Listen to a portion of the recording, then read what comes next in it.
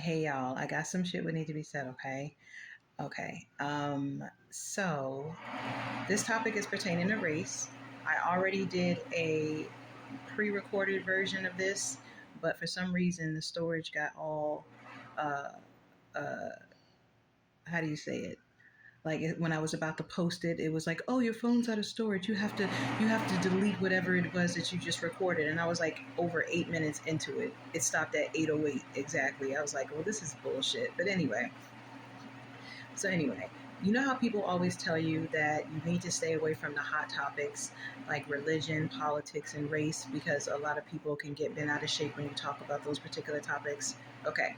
Well, I was talking to someone today about race, and nobody got bent out of shape. We both listened to each other, waited for each other to finish, and added our 2 cents in about it. The What we were discussing was around the fear that white supremacists have, right? Because I was talking to a person who grew up in Oklahoma who said that her family, she has a lot of white supremacists in her family, right? So she grew up in a very, very conservative state, and they're very, very conservative on her in her family, right? So basically, she was telling me that white supremacists have a fear of becoming non existent, right? The white race, which is why they push so hard and fiercely for separation of the races, why they push so hard for white women to have more babies, why they push so hard. I guess just for the separation, segregation, right, of the races. She said it's fear, is what she said. And then she asked me what I thought it was. And I said, well, it's probably fear. I was like, but I talked to a lot of people who also said that it was probably had to do with like jealousy and envy too. And she said, well, I can understand that. Sometimes people can be jealous and envious of like things they don't have. Like if somebody has resources or somebody has something they don't have, you could become jealous and envious of it or whatever. And I said, well, I guess that's kind of how, everything went down centuries ago with America, right? Folks got upset that they didn't have certain resources or didn't have access to certain things, or couldn't produce certain things. And so, they took it. They did whatever they could to get what they wanted, right? And I was like, so that's kind of like how this everything happened here, right? So, and we were having this discussion, and nobody was getting bent out of shape over it. But she did say that her family was pretty, or is pretty insufferable, and to the point where it pushed her out, right? So she said she left home. She doesn't even call her family because she said they disowned her. She told me about how she traveled all over Latin America to like Guatemala, Colombia, Panama, Mexico. She's traveled around a lot in Latin America. She says she loves the culture. And I was like, oh, so you were around a lot of brown and black people?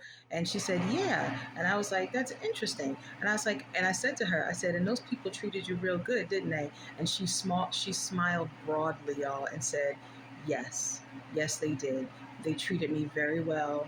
I got along with everyone. No one made me feel weird. No one made me feel unwanted. She said everyone treated her, I guess, like family. And so, and it was interesting that she said that because she also said that she feels that her like white supremacists in her family, they fear the unknown. She said, I really do feel like if they were to get to know, other races, melanated people, that they probably wouldn't feel the way that they feel about them, right? And I was like, well, I said, well, it's deeper than just the fear. She was like, well, with fear comes hatred. And she said, and I was like, and it also comes anxiety, and it also comes depression, and it also comes misery. And, I said, and then, when you add jealousy and envy to it. And she said she feels like jealousy and envy is a part of the fear, or is what she considers to be fear. And so, and I was like, yeah. And so when you add all of that, you get a lot of, really, really negative character traits, right?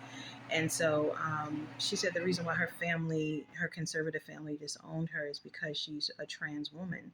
And so she said that her family told her that that was the worst thing you could ever be. So they disowned her. And so she's no longer around her family.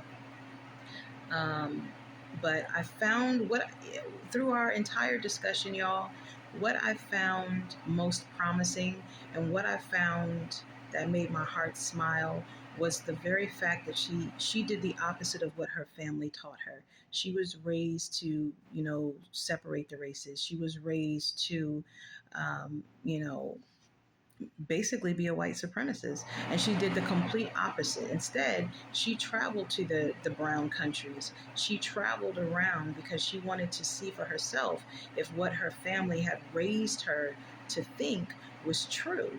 And she discovered that what they raised her to think about brown and black people, about melanated people, people of color, was actually the opposite, the complete opposite. She said, I love, the Latin culture. I love, melanated people. She said it's the opposite of what I was raised to think. And what I took away from that was that fear of the unknown can keep you from doing things that you want to do. Fear of the unknown can stop you dead in your tracks from experiencing something that could be so fulfilling, right? But you would never know it because there's fear that's stopping you, right? And she decided to go against what her entire community told her, raised her to be. And she did the complete opposite. And I said, and how do you feel now? How is your life now that you've done all that? She said, I traveled in brown countries, black countries for 9 years. She was like, and I absolutely loved it. She said, I would do it again. She said, she said it's fulfilling, and leaving her family made her feel more free. She said because her family restricted her with their views, they restricted her with the hatred, they restricted her, and so she said now she feels free. She said she loves her family. She's always going to love her family, and she hates that they disowned her. She's like, but she feels more free and to be who she is. She feels more accepted. And the fact that she traveled through all of these brown and black countries and she was accepted and made to feel like family and wasn't treated as an outcast and was embraced wholeheartedly, I think that speaks volumes to brown and black people. I think it speaks volumes to melanated people, and so I don't know. I wanted to come on here and share that because um, it was an interesting conversation. I really, really appreciated it. And even though we went back and forth, between the whole, you know, the racist issues and things, we found the common ground, which the common ground was just accepting each other for who we are. She said, when I was traveling through the brown and, black countries, she's like, I know I have white privilege and that's probably why they were treating me nice. And I was like, no, I said, a lot of people just really treat you nice because that's just who they are, you know? So anyway, I just wanted to share that. What are y'all thoughts, y'all? Any comments on that?